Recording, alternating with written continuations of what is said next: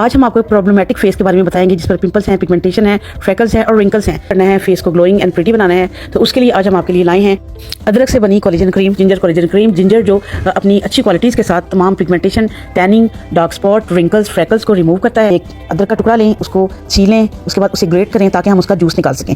इस ग्रेट किए हुए अदरक के जूस के अंदर आपने 5 चम्मच अरके के गुलाब डालना है। अरके गुलाब स्किन के लिए बेस्ट है, ये एनहेंस करता है स्किन में सॉफ्टनेस को और स्किन को रेडिएंट बनाता है, जो एंटी माइक्रोबियल और एंटी इन्फ्लेमेटरी पावर्स के साथ आपकी इम्यूनिटी को बढ़ाता है। इस क्रीम के मिक्सचर के अंदर हमने ऐड करना है 1 चम्मच कॉर्न स्टार्च। कॉर्न स्टार्च क्या करता है, रिंकल्स के अपीयरेंस को रोकता है और डार्क स्पॉट्स को खत्म करता है। और अच्छा से डिजोल्व करें इसको, क्रीमी सी कंसिस्टेंसी दे लें, इसको आग पे रख के धीमी आंच रखें और ये 1 से 2 मिनट में ये क्रीमी सी कंसिस्टेंसी बन जाएगी। मिक्सचर को सॉसपैन में से एक बाउल में डालें।